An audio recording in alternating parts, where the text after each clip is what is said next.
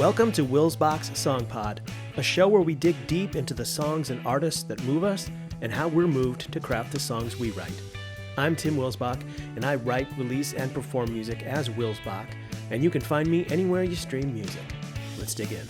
Originally from New York and following in the footsteps of rock and roll royalty like Bruce Springsteen or the band, my guest today released his debut solo album, Next Stop, Bedford Avenue, in 2003, toured the US, Canada, and Europe, opening for acts like Norah Jones, Steve Earle, Ray LaMontagne, Cheap Trick. Early in his career, he worked as an engineer's assistant at the legendary Hit Factory. That eventually led him to a mentor-mentee relationship with people like Tommy LiPuma, who would guide him to become the director of college marketing of a label. That experience sent him into a career in marketing that would largely sidetrack the music career for most of the 2010s. He officially returned to music with the 2023 release of the album Bazar with his band 9 Mile Station. Please welcome to Wils Bach's Song Pod, Will Hawkins. How you doing, buddy? Hey, man. Thanks for having me. Really appreciate it. So I did just a little internet dive on you. Did I get all that right? Or You I did miss get a lot of that right. Right. Yeah, Nice. that's terrific. I didn't realize there was that much information about me out there. Sorry. So you're kind of like me. Like I had a big my identity back in 90s, early 2000s was music with this TV thing that you also did on the side. And then 2008, 2009, that kind of time, like I kind of put the music away a little bit and really kind of dove in and focused on the TV career, and then came back to the music like 2019, like more full time. It's never put it away. I don't think you're probably like me. You can't actually ever put it away, but is that the same kind of thing that you did, or? It was similar. Yeah. When I first got out of school, I was playing in bands in New York City, and I happened to get a job at Hit Factory, which led to a job at the time, GRP Records, and that was Impulse Records, and that was Verve. So I was working with a lot of really big jazz names in the studio, and it was really intimidating to be in the studio with people like the Brecker Brothers or George Benson or Diana Krall and see like just their musicianship and professionalism, and then go back and listen to my demo. That was nowhere near what they were doing, but at the time, I didn't give myself like a break. Like they had been doing this for decades. And here I was, a 20-something-year-old kid trying to like put a rock band together. But I worked at labels for about 10 years. I left the audio engineering part and became more marketing, and then A&R and radio. And I kind of got to see how the sausage got made on the other side. Right. And then I was working for Capitol Records towards the end of the 90s. And I was working with Gary Gersh was the CEO at the time, and Glenn Ballard had a label that I worked with. And when Gary got fired, how it works at studios and labels, when the big guy gets fired, everyone who he brings in gets fired too. Mm-hmm. So that's what happened. We all got let go.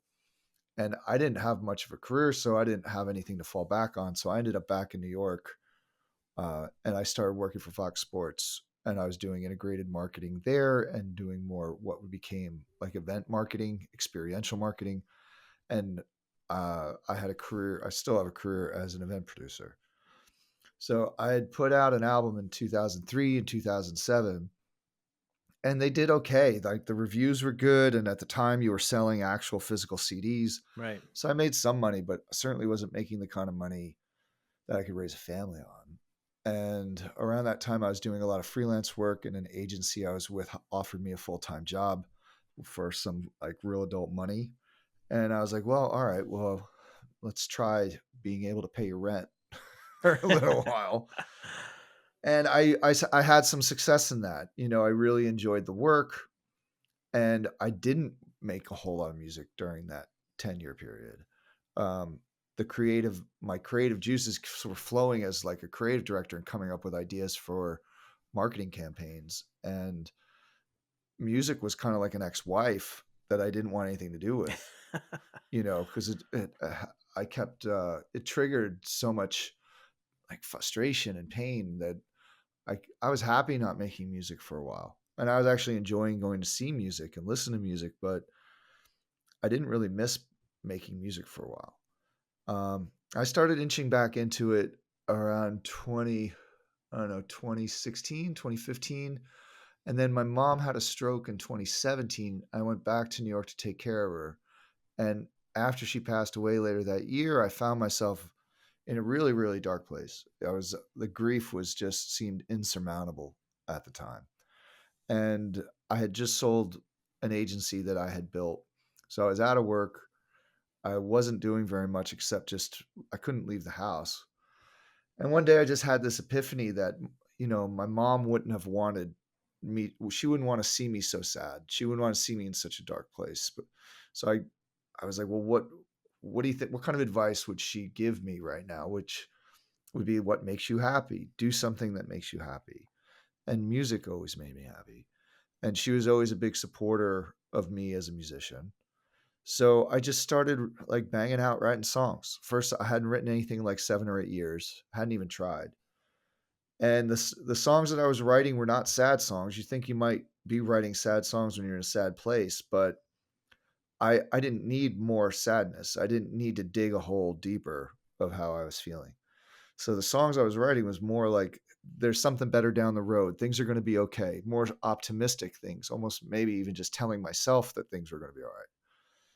And I started doing those songs out at open mics and, little songwriter showcases. And ultimately that created a band. I found people that were really digging the music, which led me to Fernando Perdomo, who's in a movie called Echo in the Canyon that celebrates the music of the Los Angeles canyons. And we put a band together called 9 Mile Station. And we worked with Al Schmidt, who is an old mentor of mine. Al won 26 Grammys in his lifetime. He worked for everybody from Paul McCartney to Bob Dylan, Barbra Streisand, Elvis Presley. I mean, you name it, the guy worked with it. And then Nico Bolas worked on it too. And Nico won Grammys with Melissa Etheridge and Shelby Lynn. And he also worked with Toto. And the two of them really elevated the work that we were doing. And it really opened me up again. And then during the lockdown, I didn't have anything to do. Events were closed. The business was closed. So I spent my days in the recording studio. So I came out of the pandemic of 18 months worth of songs recorded. And it was the first time in my life I was really able to be that artist without having to be anything else. I didn't have a side job. I didn't have a job. I didn't have any other responsibilities. Everything was shut down. So it was the first time that I was able really just to be the artist that I always wanted to be. Yeah. And that led me out to where I am now, where I'm writing more. Like I have a solo record that's coming out, hopefully in the fall. I'm working on it now with Fernando and Ted Russell Camp. And I came out of the COVID a different person, really and music saved me in a lot of ways. And the people that I started spending time with, friends, were all musicians again. So this message that my mom gave me, which is be happy, go make music, completely changed my life. Yeah. I don't know where I would be right now without it. It's just, it's all encompassing at this point. Like music is every day. Those first few songs that you wrote after your mom passed is kind of those became what Bazar ended up being? The first song that I kind of finished was Caught in the Rain. Okay. I woke up one morning and I just started playing the chords and the song just came out of nowhere, but it started out as, do you know what a murder ballad is? No, I think I've heard that term before, but I'm not sure I know what that is. So back in the 20s, there were like a murder ballad is almost like a rap song of the 20s, where these gory songs of like revenge of people doing, like a lover doing you wrong. Uh-huh. So I had an old fiance that that left me for her boss. And the night that I found out that she was leaving, it was a big snowstorm in New York. And the song started out, we got caught in the snow, and that just it just didn't work. So I just changed it to the rain. And at first it was a real like vengeful song. And it was funny to me. And I'd play it for people and they were more shocked than funny.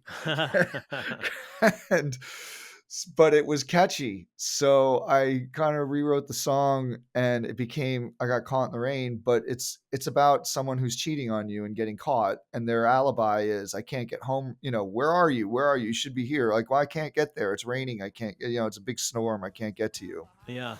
And in the original version, the guy in the song kills his girlfriend And then when the police come back around and say, hey man, where were you? He goes, I don't know, man. I got caught in the rain. I wasn't home. So like the song kind of circled back, but that kind of like, but it was fun. It made writing fun again, and it was catchy. I got caught in the rain and I can't get home.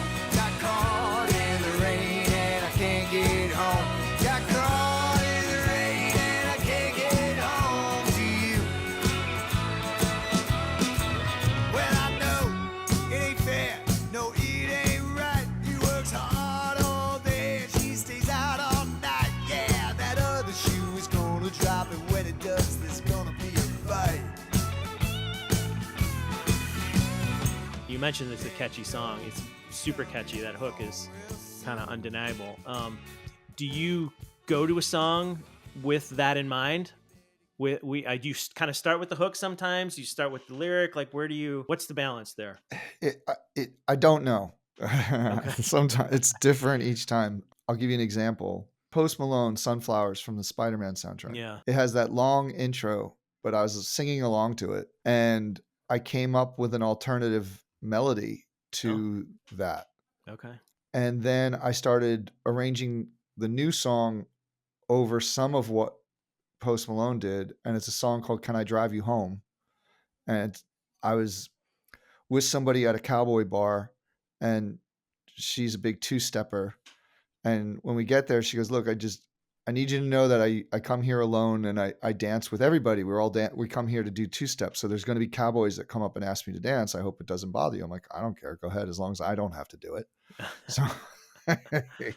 So sure enough, like cowboys of all ages came up and she went in two steps. She came back, and I could see in some of the cowboys' eyes that, they were hoping that this meant more. Right. So the song was like, you can dance with all these cosplay cowboys all you want. I know I'm leaving with you. Yeah.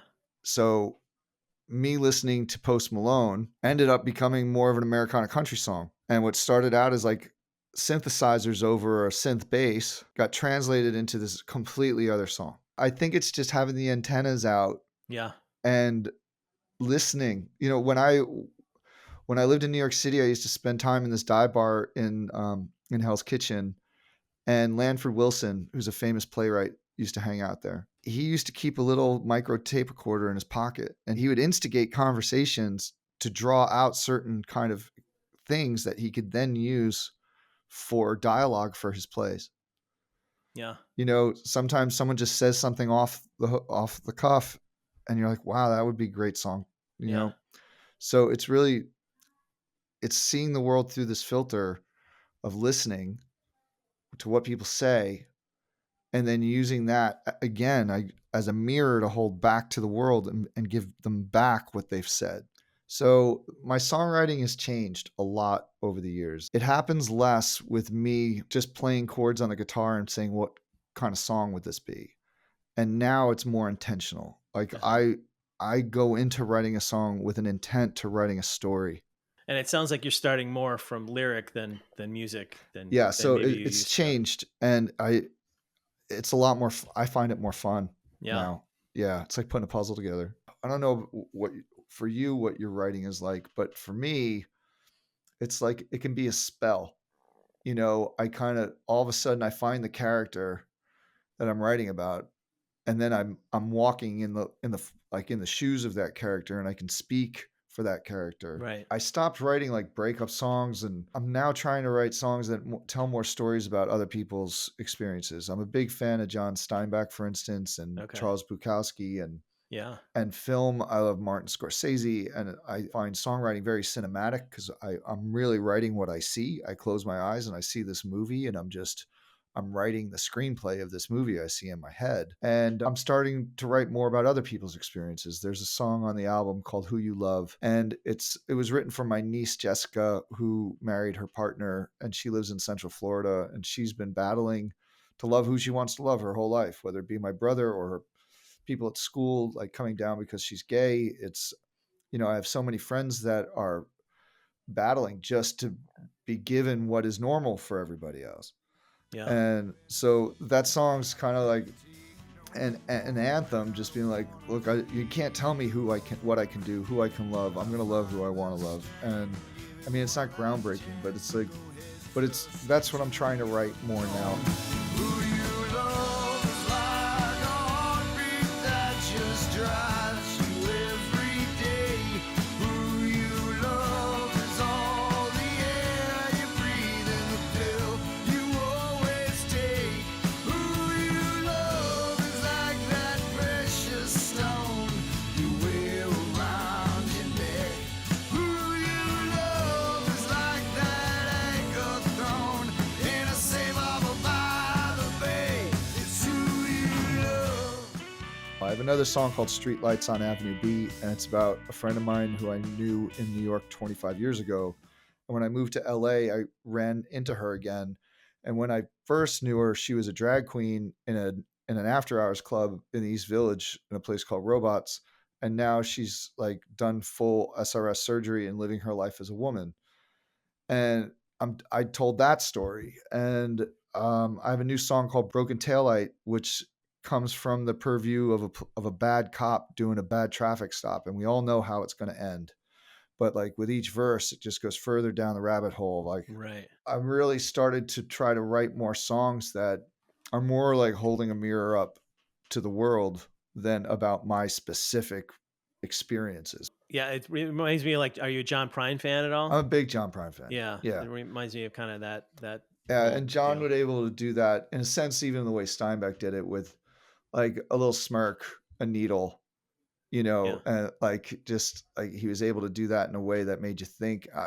I wish I'm a little bit more blunt than those two writers, but that's the experience comes from that. Yeah, I mean, blunt, or simplicity too is Yeah. also maybe another way to say that. And you find that people can kind of latch onto a song a little bit easier if it's just more plain. Yeah, you and I know, think with kind of. Americana, for me, the difference, I consider myself an Americana artist, and I'm proud to be an Americana artist. Americana is never country, but country can be Americana. Yeah, right. Well, I mean, 20 years ago, you might call what you do alt country. What I love about being a part of the Americana scene is it's writing about everyday stuff. Right. It's not the sheen, glossy kind of vision, and it's certainly not about pickup trucks Yeah. and someone scratching your car door thing. That's fine. Those songs are fine, but I just think Americana is a more serious songwriting. Yeah, it's almost like those two genres there's like sonically, production wise, there's so much overlap there, but it almost boils down to the lyrical content. How you present the songs in that way that kind of defines. Like when you look at somebody like Neil Young and Crazy Horse or Tom Petty and the Heartbreakers, that's Americana. There's elements of blues, there's elements of rock, there's elements of soul. You mentioned kind of a lot of people that you share a similar sound with, but who are you listening to that's really kind of giving you inspiration, especially earlier in your career? Who's on your turntable that's making you want to strap a guitar on and start writing a song? The Replacements and REM, the Pretenders, Violent Femmes. I mean, we're talking a long time ago, right? Yeah. The 70s Stones was like big influence for me. The Beatles were influential to me when I was younger, but the Stones ended up being, I think if I had to be really fair about it, I think the Stones developed more of my sound than the Beatles did. But the way Paul and John and George would like craft their melodies, I mean, that's inescapable. We grew up during that time. It's hard not to have that be an influence. And I love the Beatles, but if I had to be really honest, I think the Stones probably were a little bit more influential to the sound that I try to make. Yeah. I go out and I see a lot of live music, and there are people that really inspire me. Like I went to go see Johnny Marfa and the Lights last night at the Grand Ole Echo, and he's kind of the best of Dwight Yoakam and Chris Isaak. Okay. It's rock and roll in a sense that he's a big personality up there and he has a lot of fun. The band has a lot of fun. The audience has a lot of fun. And there's some country in that too, but it's more rock and roll. Silas Ness also played last night. It's interesting. I was talking to a violinist that I play with named Aubrey Richmond, and we were having a conversation at the bar while Silas was playing, and I stopped and I wrote a note on my phone because I misheard one of his lyrics. But the way I misheard it inspired me. I'm like, well, what I just thought I heard would make a great song. Yeah. So I started just typing that down so I wouldn't forget it. And I've already forgotten it, but let's see what I wrote. Right.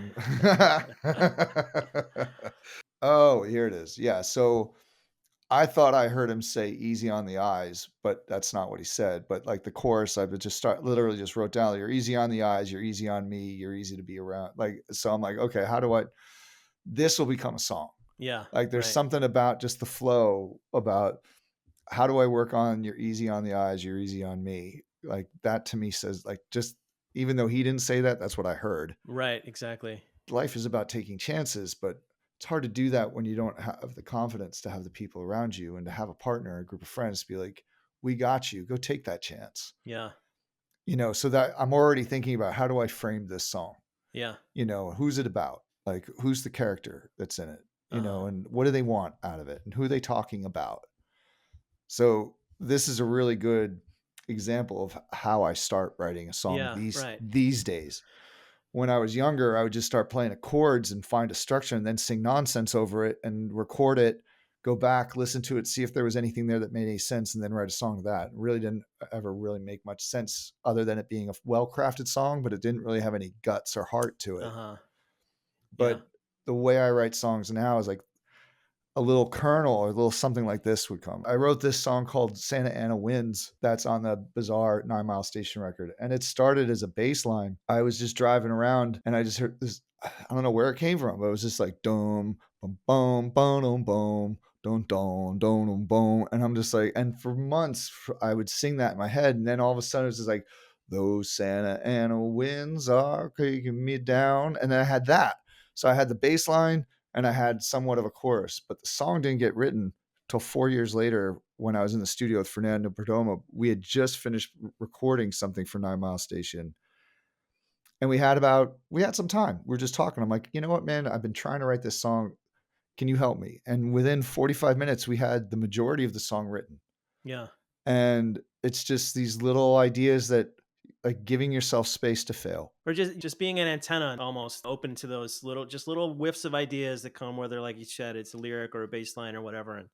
And then as the craftsman are kind of combining those and putting those together and, massaging it up. Yeah, and I think it's really important not to be precious about it. It's just, no, this song is this song and it's going to be finished.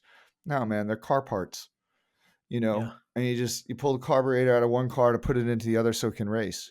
Sometimes they come out fully formed, and other times you're, like you said, you're piecing them together from the junkyard of all these other pieces that you have, right? Yeah, there's a song, a solo single that I released a couple months ago called "This Is Where You Found Me." Yeah. It was someone I was dating and someone I didn't feel that was being very supportive of my choices as being a musician, and at this age, one of the conversations we had was like, "Look, man, this is where you found me." I was just like, I don't know what to tell you, but these are the things that are important to me. And I hung up the phone and I wrote that song in 25 minutes. And it was one of the more vulnerable songs that I wrote because in that moment, I felt like I wasn't being heard. I look at my music career as a small business. It's not a very profitable one, but it doesn't matter. It's still something I'm very passionate about. And if I had opened up an ice cream store or a bar, someone you're dating would bring their friends to support that business. So why aren't you supporting the music the same way that you would support another business? Because sometimes they don't see it that way. Yeah, I'm not the guy who's going to get you the house on, the beach in Malibu.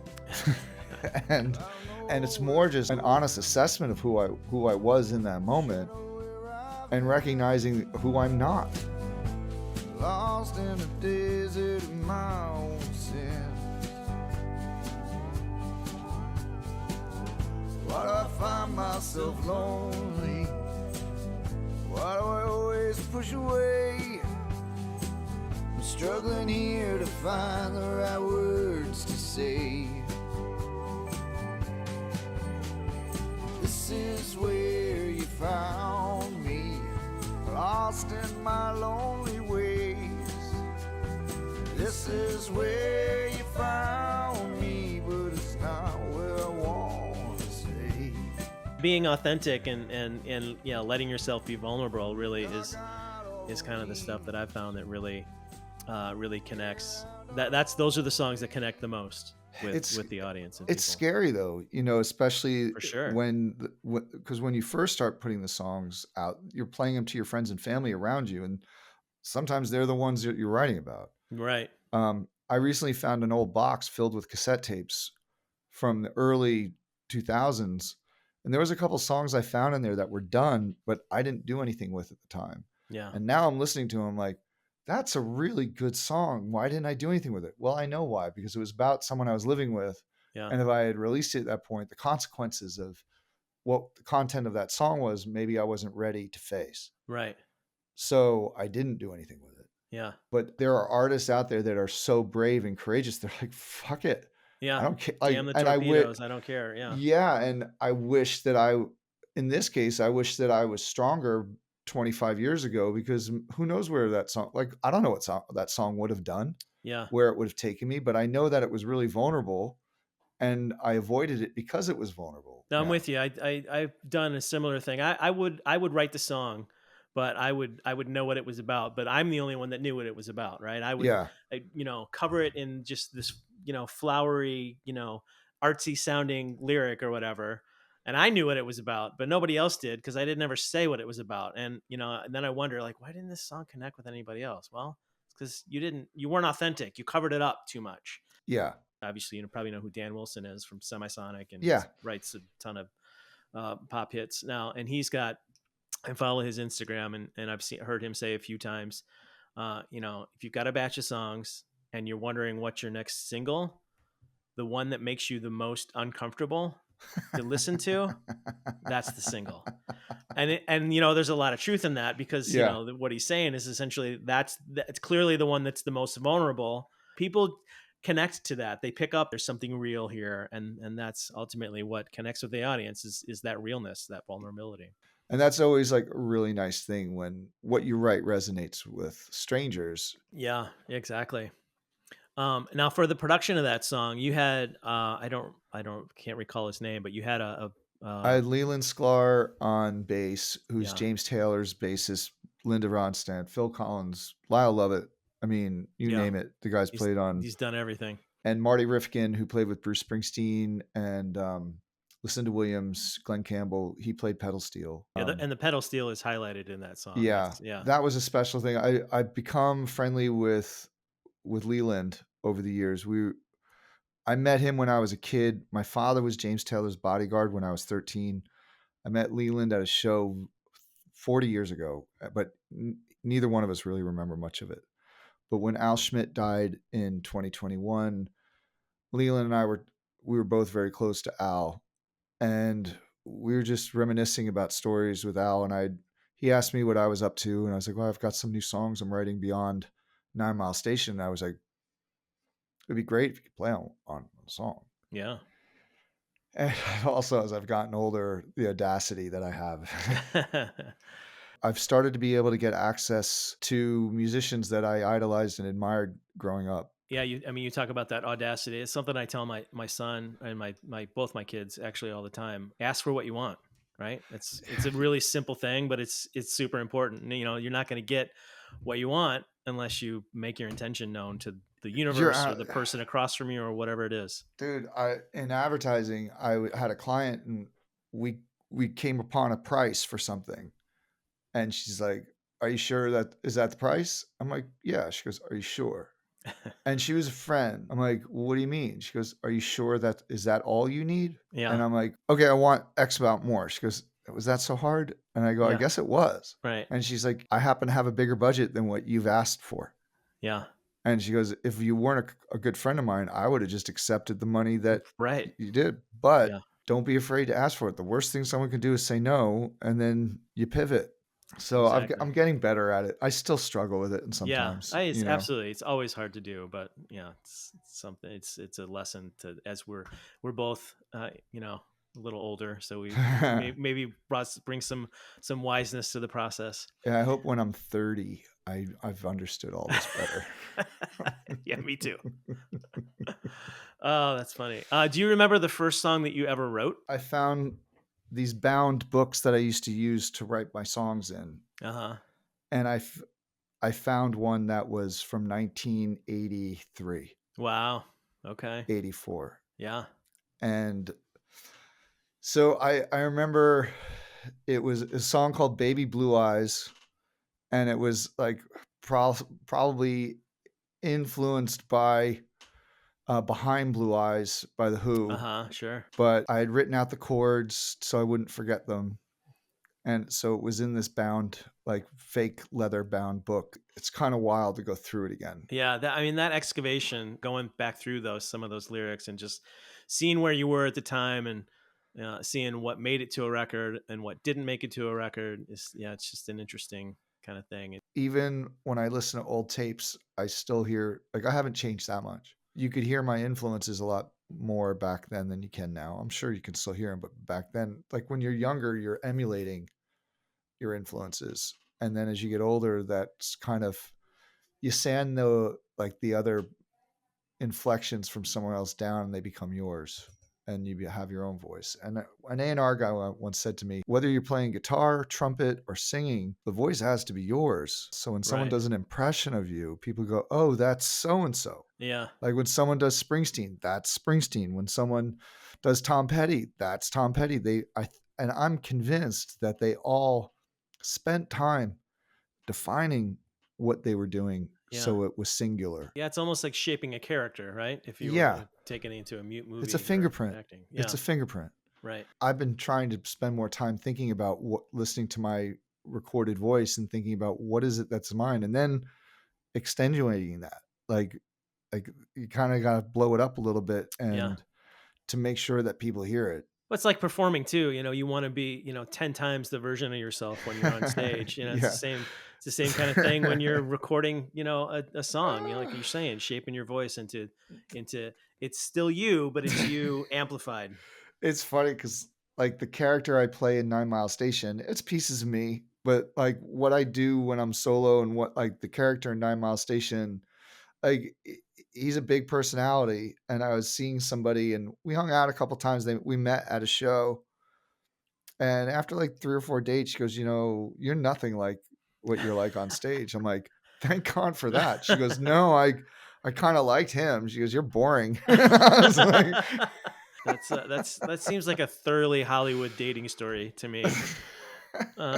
Similarly, I mean, I perform as Wils Bach, which is my last name, but it's a dramatic pause in the middle of it. So yeah, it's the same type of thing. Like I wanted to kind of I want to say hide, but that's not the right word. But I wanted a veil of like little creative license, and I can be a little more authentic in a way, in a very roundabout way, I guess, if I've got this kind of character that I'm singing and performing as. It was actually funny. Like you and I met, I'm sure we met at Naboo. Yeah. And the first few times I played there, I didn't know anybody. I was new to this part of Los Angeles, and it had been a decade since I'd put a record out. And the first time I went there, everyone was talking to me. Hey, Wils, how are you, Wils? I'm like, oh, right. That you guys don't know me as Tim, which is my actual name. So yeah, I didn't know you as Tim. I was one of those people calling you Wils for the same reason. Yeah. And it was like, I'm going to roll with this for a minute and just, you call me Wils, you call me Wils Bach, Tim, whatever. I mean, it is my name either way. So it's just a funny little thing. But you mentioned several songs that you're working on or you finished. What's the project that you're working on now? Are you doing another 9 Miles record? Are you doing Will Hawkins? It's solo right now. project, or? Right now, I'm working on a solo project. Some of the songs that I have that've been sitting around for a while are a little more nuanced than the 9 Mile Station rock and roll stuff we've been doing. But I've been playing with some great players.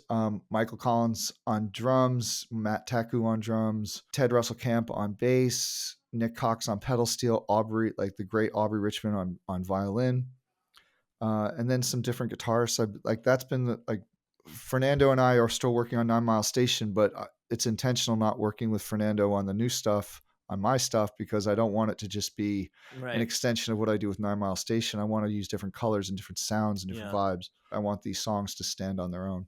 Gotcha. Well, I know you have somewhere to be, so thank you so much for sitting down with me. This is the second interview that I've done for this series. I'm just starting to get it off the ground. So, well, you're doing a great job, man. Thank you so much for having me. It means a lot to be here with you. Absolutely. It's been a pleasure. Thanks for listening to Wils Bach's Song Pod. You've made it this far. Please rate, review, like, love, add, subscribe, do all the things on whatever app it is that you're hearing my voice. That lets the almighty algorithm know that interesting people like you like this show, and will serve it up to other cool and interesting people. Wils Bach's Song Pod is produced by Wils Bach Entertainment, LLC. Mixed, mastered, and edited by me, Tim Wils Bach. See you next time.